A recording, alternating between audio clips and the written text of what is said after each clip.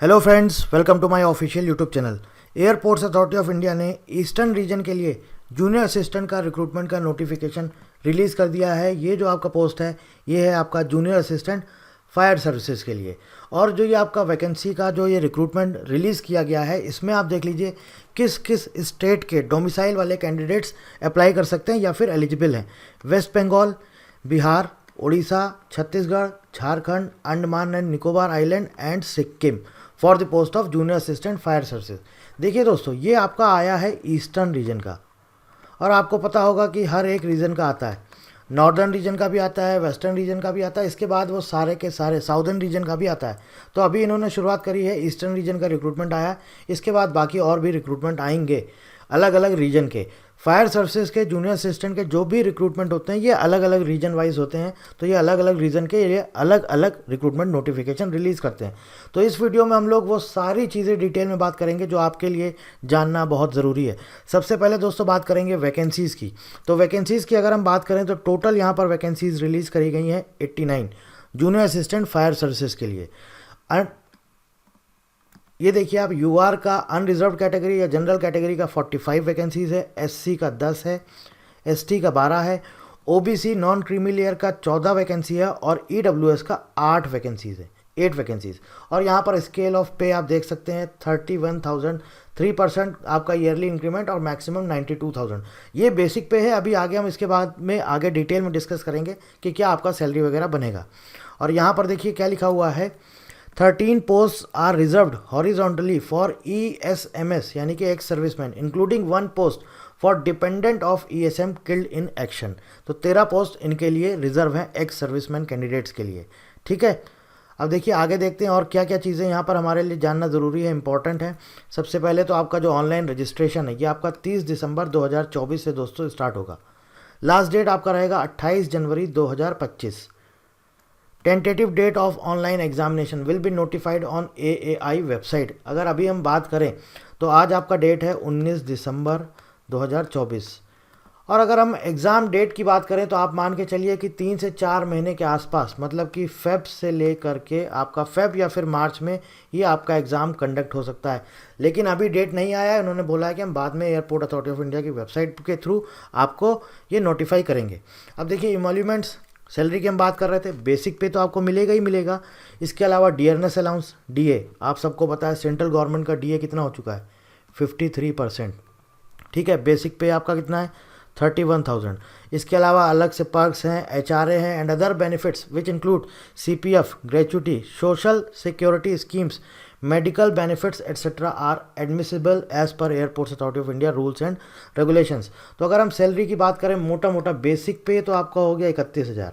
ठीक है, इसका आधा सीधे सीधे आप जोड़ लीजिए, ऑलमोस्ट 70,000। ये आपका क्या हो जाएगा, ये आपका हो जाएगा DA। HRA 30% है तो इसका आप 30% 9,000 कर दीजिए, लगभग मैं अप्रॉक्सीमेट बता रहा हूँ आपको।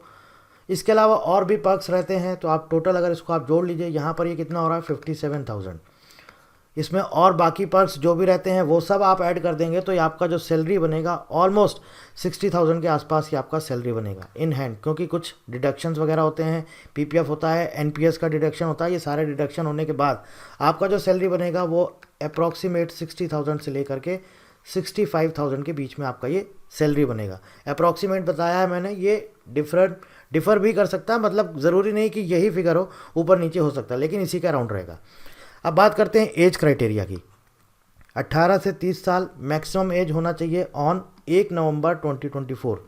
ठीक है, और अपर एज के लिमिट का जो रिलैक्सेशन है अलग अलग कैटेगरी का वो भी यहाँ पर दिया गया है, आप देख सकते हैं।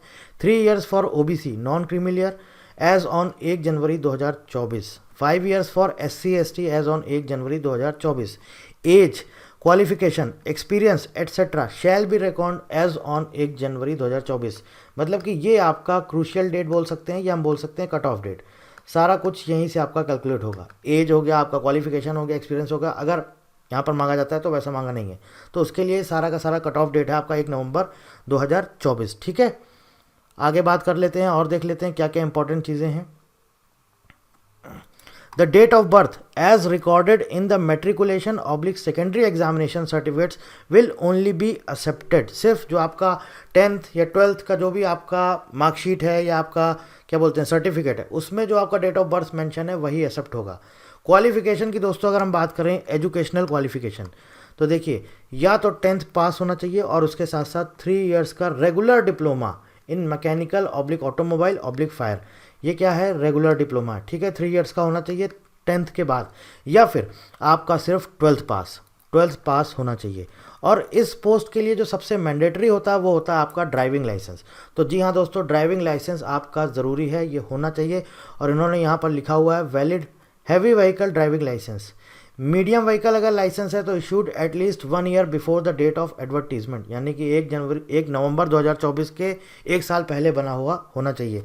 एलएमवी का अगर लाइसेंस है तो उन्होंने लिखा हुआ है कि at least 2 years before the date of advertisement, मतलब कि 1 नवंबर 2022 के पहले का 22 तक बना होना चाहिए, ठीक है। और अगर हैवी व्हीकल ड्राइविंग लाइसेंस है तो ये मान लीजिए अगर सपोज़ आपका नहीं बना है तो आप अभी अप्लाई कर सकते हैं, ये भी आपका चल जाएगा, ठीक है। लेकिन अगर मीडियम व्हीकल है या फिर लाइट मोटर व्हीकल है तो ये आपका 1 साल और 2 साल पुराना आपका ड्राइविंग लाइसेंस होना चाहिए। और यहाँ पर देखिए बहुत सारे कैंडिडेट्स भी गलती करते हैं, लर्निंग लाइसेंस लेके जाते हैं और यहाँ पर क्लियर लिखा है temporary oblique learning licence will not be accepted, किसी भी कीमत पे मान्य नहीं होगा। तो अभी आप चाहें तो बनवा सकते हैं, क्योंकि 1 साल के बाद 1 महीने के बाद 1 मंथ के बाद आपका लर्निंग फिर वो परमानेंट बन जाता है, ठीक है। लेकिन किसकी हम बात कर रहे हैं, सिर्फ और सिर्फ बात कर रहे हैं हैवी व्हीकल ड्राइविंग लाइसेंस की। बाकी के लिए तो आपको पता है कि मीडियम व्हीकल है तो 1 साल, और अगर लाइट मोटर व्हीकल है तो आपका 2 साल पुराना लाइसेंस होना चाहिए। फिजिकल फिटनेस की बात करें, ये सब कुछ मैंने आपको ऑलरेडी अपने यूट्यूब चैनल पर कई सारे इसके वीडियोस भी डाले हैं, कुछ कैंडिडेट सेलेक्ट हुए थे उनके भी वीडियोस डाले हैं। तो पूरा फिजिकल का जो भी क्राइटेरिया मैंने आपको वहाँ पर पूरा डिटेल में डिस्क्राइब किया हुआ है, आप वहाँ पर जा करके देख सकते हैं। फिर भी आपको नहीं समझ में आ रहा तो आप हमसे यहाँ पर कमेंट करके पूछ सकते हैं। अब देखिए दोस्तों, सिलेक्शन प्रोसेस और सिलेबस की बात करते हैं। देखिए सिलेबस आपका क्या रहेगा वो अभी मैं आपको बता देता हूँ। सबसे पहले सिलेक्शन प्रोसेस देखिए, रिटन एग्जाम होगा आपका कंप्यूटर बेस्ड टेस्ट CBT, ठीक है, 2 घंटे का होगा, 2 आवर्स का। अब यहाँ पर देखिए मैं आपको बता देता हूँ 50 क्वेश्चंस आपके जो पार्ट ए है वो आपका होगा मैथ्स फिजिक्स, जो आपने 10th और 12th में पढ़ा हुआ है। 12th का नहीं आएगा, 10th लेवल का आएगा, ठीक है। मतलब कि मैथ्स और आपका साइंस ये आपका 10th लेवल का आएगा। और बाकी जो 50% क्वेश्चंस होंगे ये आपका जो नॉन टेक्निकल पोर्शन होता है, आपका जनरल अवेयरनेस हो गया, जनरल इंटेलिजेंस हो गया, रीजनिंग जिसे बोलते हैं, क्वांटिटेटिव एप्टीट्यूड हो गया और इंग्लिश हो गया, ठीक है। यहाँ पर इन्होंने क्लियरली मेंशन किया है, देख लीजिए। सिलेबस पार्ट है 50% questions on subject relating to educational qualification for prescribe post 10th up to 10th class आपका मैथ्स एंड साइंस, ठीक है। और उसके बाद पार्ट बी में 50% questions on general knowledge, general intelligence, general aptitude और इंग्लिश। अब देखिए यहाँ पर कुछ कन्फ्यूजन हो सकता है, मैं आपको पहले अभी बता देता हूँ। यहाँ पर इन्होंने क्या बोला, रिटन एग्जाम होगा कंप्यूटर बेस्ड टेस्ट 2 घंटे का, minimum pass marks will be 50 out of 100 for UR EWS OBC candidate and 40 out of 100 for SC ST candidate. मतलब जो आपका पेपर होगा वो आपका 100 मार्क्स का होगा। जैसे लास्ट ईयर जो पेपर हुआ था आपका जो साउदर्न रीजन का था, वो उन्होंने क्या किया था 60 + 60 120 क्वेश्चन थे वहाँ पर। लेकिन आपका जो पेपर होगा ये आपका 50 + 50 होगा, 100 क्वेश्चंस होंगे। 50 क्वेश्चंस मैंने आपको बता दिया up to 10th level, 10th class तक का मैथ्स और साइंस होगा, और बाकी जो 50 होगा वो आपका नॉन टेक्निकल होगा, ठीक है। रिटन एग्जाम आपका हो गया। इसके बाद आइए देखते हैं स्टेज 2। स्टेज 2 में क्या कह रहे हैं, on passing the online computer based test short listed candidates shall be subject to certificates oblique documents verification followed by medical examination physical measurement test. तो ये आपका होगा, क्या होगा, सबसे पहले आपका CBT होगा, इसके बाद आपका डॉक्यूमेंट्स वेरिफिकेशन और मेडिकल टेस्ट, ठीक है। और इसके बाद आपका होता है मेडिकल टेस्ट में ही आपका फिजिकल मेजरमेंट टेस्ट हो जाएगा, PMT जिसे बोलते हैं, फिजिकल मेजरमेंट टेस्ट। और इसके बाद आपका होगा PET यानी कि physical endurance test.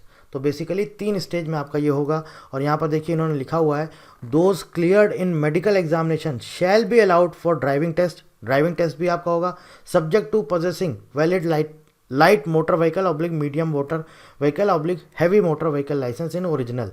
Only on passing the driving test the candidate will be allowed for physical endurance test. यानी कि PET जो होगा वो आपका कब होगा, जब आपका ये जो ड्राइविंग टेस्ट है उसमें अगर आप सक्सेसफुल हो जाते हैं, वो आप पास कर लेंगे, उसके बाद आपको इसके लिए अलाउ किया जाएगा। इसके बाद देखिए यहाँ पर लिखा है ex Agniveers will be given exemption only from physical endurance test, यानी कि जो भी अग्निवीर हैं उनको किसी भी तरह का फिजिकल एंडोरेंस टेस्ट नहीं देना पड़ेगा। तो दोस्तों आपको क्लियर समझ में आ गया। फिजिकल एंडोरेंस टेस्ट में देखिए क्या होता है, यहाँ पर रोप क्लाइंबिंग होता है, पोल क्लाइंबिंग होता है, लेडर क्लाइंबिंग होता है, रनिंग होता है, ये सारी चीज़ें हैं।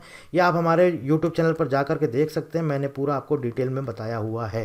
और अगर आप इसको डिटेल में और जानना चाहते हैं आप हमसे कमेंट करके पूछ सकते हैं। तो ये आपका फिजिकल एंडोरेंस टेस्ट होगा, ठीक है। तो अब हम बात करते हैं कि कितने स्टेज में एग्ज़ाम होगा। CBT, इसके बाद डॉक्यूमेंट्स वेरिफिकेशन या फिर मेडिकल टेस्ट साथ में होगा। इसके बाद PMT physical measurement test plus वो इसी के साथ में आपका मेडिकल के साथ हो जाएगा।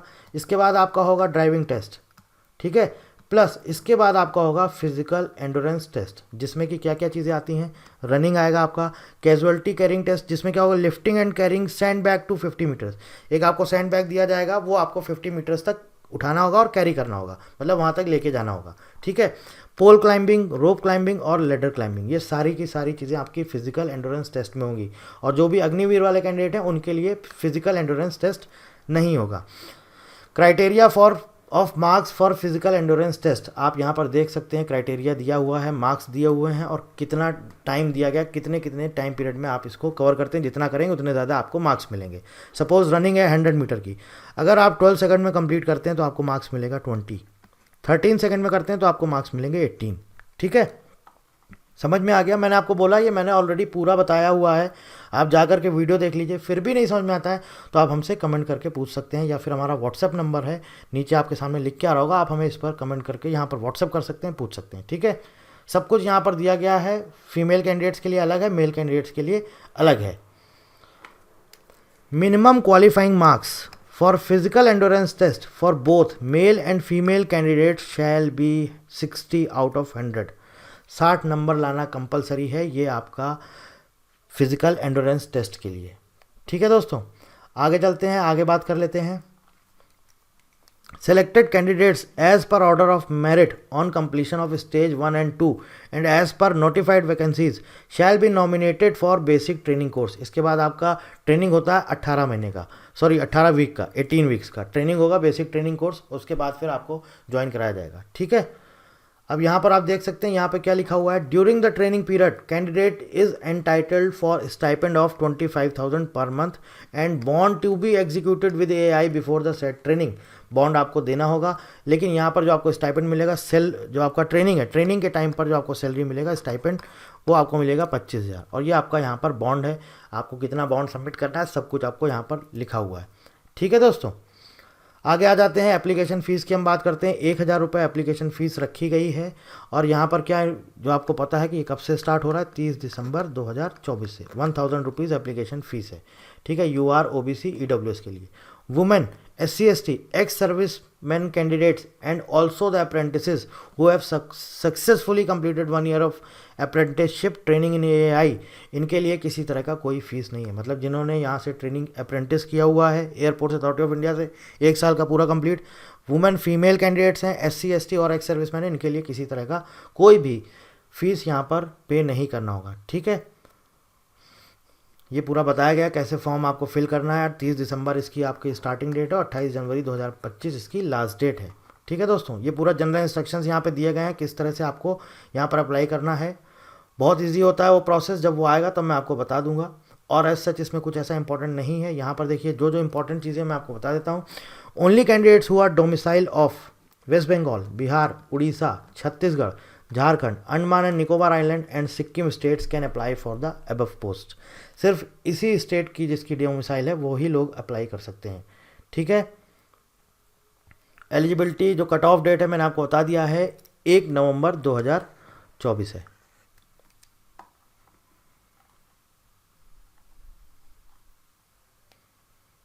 ठीक है, बाकी ऐसा कुछ नहीं है। EWS सर्टिफिकेट और ये सब देख लीजिए आपको कब कब का सबमिट करना है।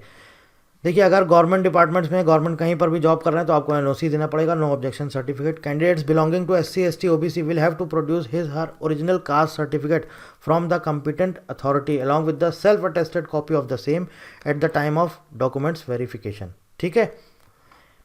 कितना पुराना होना चाहिए ये सब इसमें ऐसा कुछ भी नहीं है। SC/ST का तो होता ही नहीं, वो तो लाइफ टाइम के लिए। EWS सर्टिफिकेट की अगर हम बात करें तो उन्होंने बोला है candidates applying against vacancies reserve for EWS category should note that they have to submit the EWS certificate income and asset certificate valid for financial year 2023-24।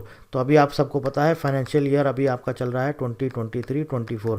अगर नहीं बना है तो आप अभी बनवा सकते हैं, ठीक है। और इसके अलावा OBC नॉन क्रीमी लेयर, इनके लिए भी है फाइनेंशियल ईयर 2023 और 24 में आपका बना होना चाहिए आपका जो है सर्टिफिकेट, ठीक है। बाकी है सच यहाँ पर और जो कुछ भी था मैंने आपको बता दिया, इंपॉर्टेंट चीज़ें सारी, ठीक है। सिलेबस वगैरह आप अगर हमें जानना चाहते हैं तो आप कमेंट कर सकते हैं या फिर आप हमें व्हाट्सएप कर सकते हैं। जो भी चीज़ें थी वो मैंने आपको पूरा डिटेल में बता दिया है। अब ये देख लीजिए आपका एग्जामिनेशन सेंटर है वो कहाँ पर होगा। The computer based online examination will be conducted at venues across test centres in West Bengal, Bihar, Orissa, Chhattisgarh, Jharkhand, Sikkim and Andaman and Nicobar island. यहाँ सब जगह आपका एग्जामिनेशन सेंटर होगा, ठीक है। एडमिट कार्ड ये तो आपका बाद में ही आएगा जब भी होगा। बाकी कुछ भी आप जानकारी चाहते हैं ऑफिशियल वेबसाइट पर जा करके देख सकते हैं। सो ये पूरा आपका डिटेल्ड एडवर्टीजमेंट है जो कि आज ही रिलीज़ किया गया है, मैंने आपको बता दिया है। 30 दिसंबर 2024 से ऑनलाइन रजिस्ट्रेशन आपका स्टार्ट हो जाएगा। किसी भी तरह की कुछ भी आप जानकारी या इन्फॉर्मेशन चाहते हैं तो आप इस वीडियो के नीचे कमेंट कर सकते हैं या फिर आप हमें व्हाट्सएप कर सकते हैं। So thank you very much and thank you for